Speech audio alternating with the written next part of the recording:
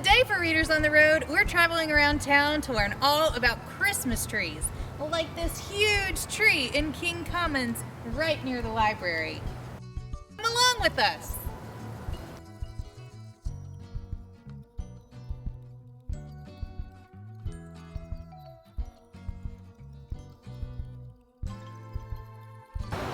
Hi friends, I'm here with Mr. Rick Kilgore. Mr. Rick, tell us what you do for the city.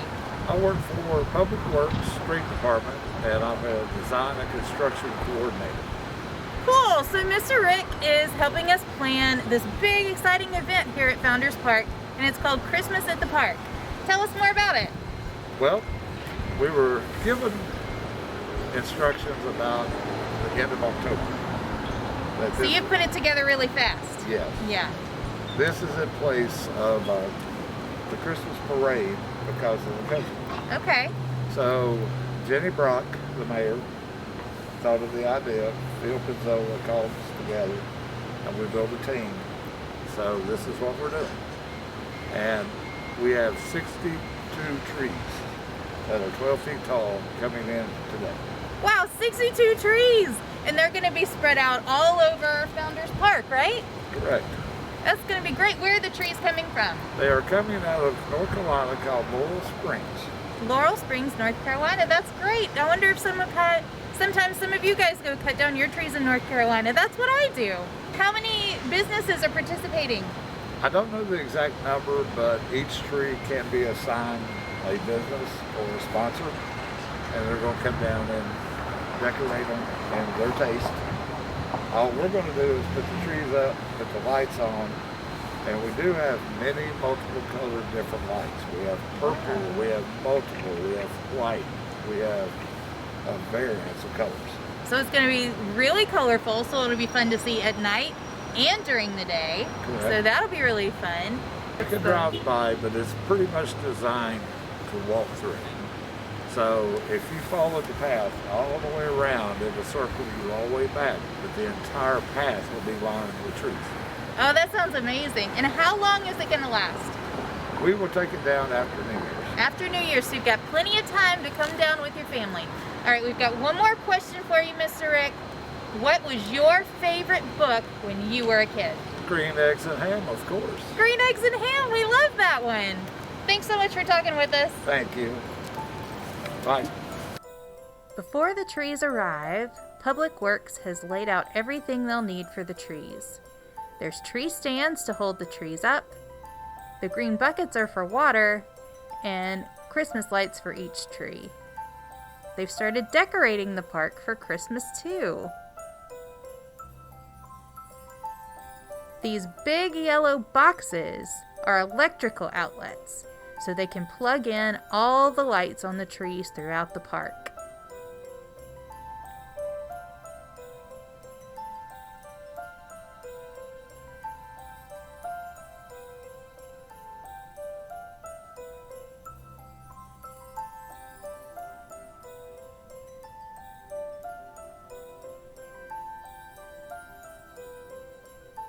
The trees have arrived. They've come over the mountain from North Carolina on a big truck, and they're all bound up from their trip over the mountain. They're ready to be unwrapped, put up in the stands, and strung with lights.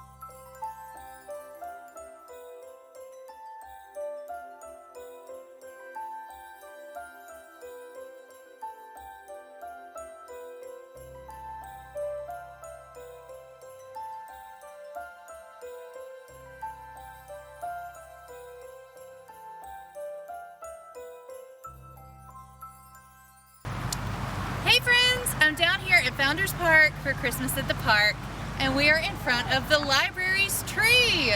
Doesn't it look amazing? Our theme was The Secret Garden, which is a classic children's book, or maybe some of you have seen the movie, and it's about a secret garden that's locked behind a gate.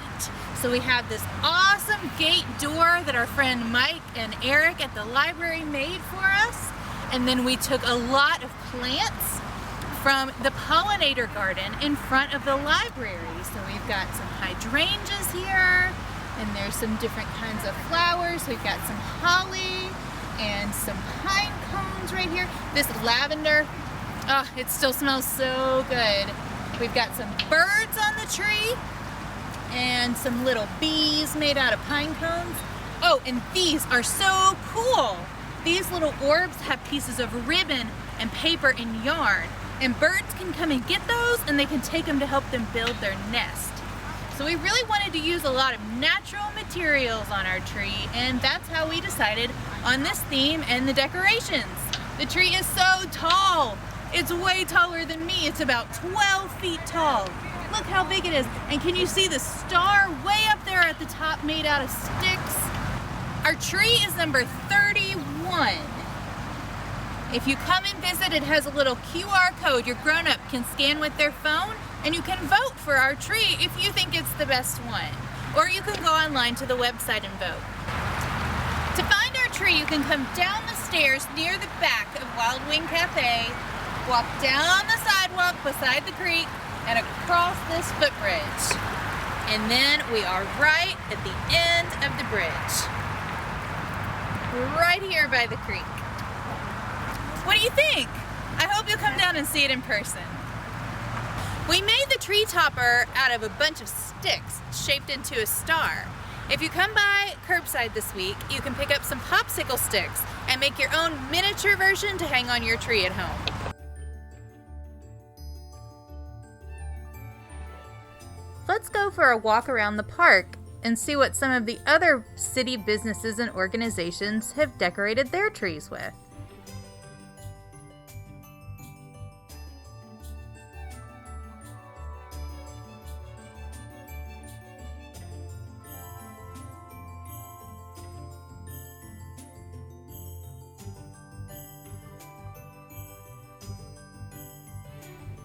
Mr. Rick and our friends over at Johnson City Public Works decorated this tree. It looks awesome!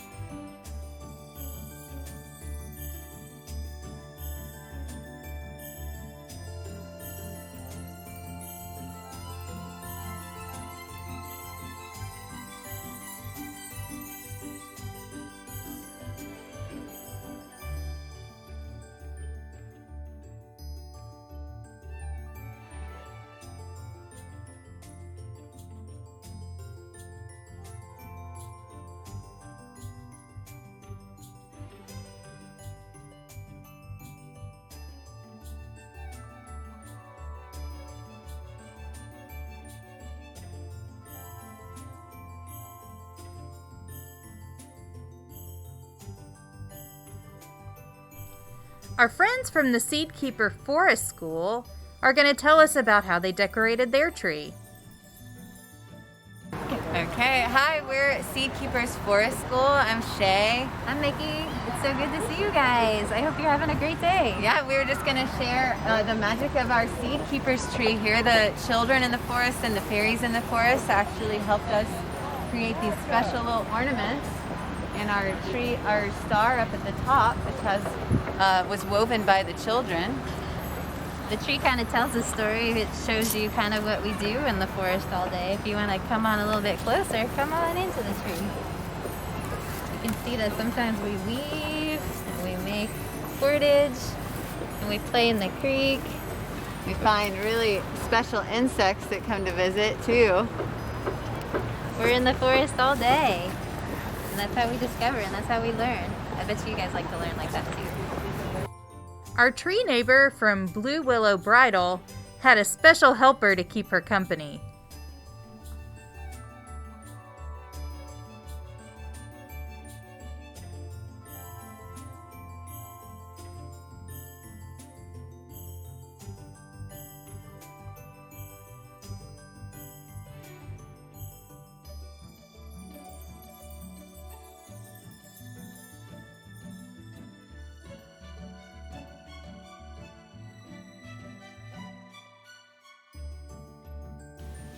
Hey, we're back at the library. We've been over at Founders Park to see all of the beautiful trees for Christmas at the park. Do you remember on our tree, at the very top of that tall, tall tree, was the star made out of sticks? And I talked about how our craft this week was sort of like that star at the top. So here's what we've got for our craft. It's a much smaller version of the star at the top of our tree, using colorful popsicle sticks, and you'll get some of these little sequins to add on and some ribbon to tie it with. And you can put that on your tree at home or maybe gift it to a friend or a family member this Christmas. I want to tell you about a few books about Christmas trees that you might enjoy if you liked seeing all the trees down at the park. The first book is Rory the Dinosaur Needs a Christmas Tree by Liz Climo.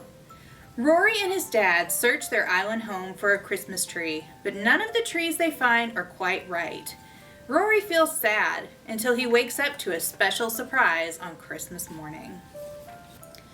The Last Christmas Tree by Stephen Krinsky and illustrated by Pascal Campion. Despite being the smallest tree at the Christmas tree lot and being hunched over and missing some branches, there is no other tree at the lot with as much Christmas spirit. But the weeks go by and all the other trees are chosen, leaving the little tree to be the last one on the lot on Christmas Eve. Finally, the little tree has a special visitor that can give it what it wants most of all, a home. Froggy's Best Christmas by Jonathan London, illustrated by Frank Rimkowitz. You'll know Froggy from his many other adventures. In this Christmas story, Froggy is woken up from hibernation by his friend Max, so he can celebrate his first Christmas ever. Usually, he just sleeps right through it.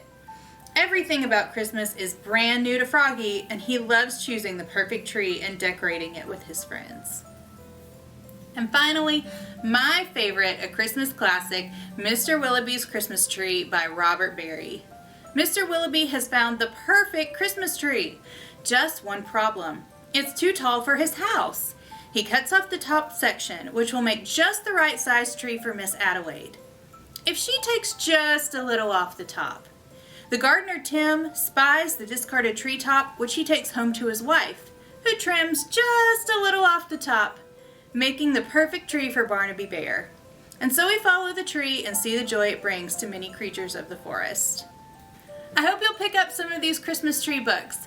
Give us a call and ask for a book bundle of Christmas tree books or place some holds online to pick up at curbside. Happy holidays! See you next time.